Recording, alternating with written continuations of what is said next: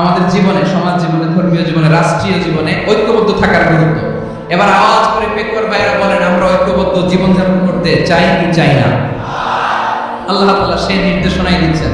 আল্লাহ তাআলা ইরশাদ করছেন, ওয়া'তাসিমু বিহাবিলিল্লাহি জামিআন ওয়া লা তাফাররাকু ওয়াযকুরু নি'মাতাল্লাহি আলাইকুম ইয কুনতুম আ'দাআন ফাআল্লাফা বাইনা কুলুবিকুম ফাআসবাহতুম বিনি'মাতিহি ইখওয়ানা ওয়া কুনতুম আলা شفا حفرة من النار فأنقذكم منها كذلك يبين الله لكم آياته لعلكم تهتدون الله أكبر পড়ে আল্লাহ বলেন, ও গোলামেরা শোনো, ওয়া'তাসিমু বিহাবলিল্লাহি জামিআ, ও আমার গোলামেরা সবাই মিলে আল্লাহর রশিকে আঁকড়ে ধরো।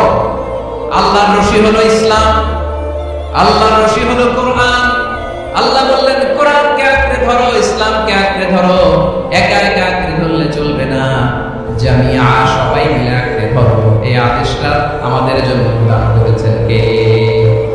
আল্লাহ তাআলার নির্দেশ, ওয়া'তাসিমু বিহাবলিল্লাহি জামিআ, সবাই মিলে আল্লাহর রশিকে আঁকড়ে ধরো। হাবলুল্লাহ মানে আল্লাহর রশি। হাবলুল্লাহ মানে কি? রশি। এই হাবলুল্লাহ আল্লাহর রশি বা আল্লাহর রজ্জু দ্বারা উদ্দেশ্য হচ্ছে ইসলাম।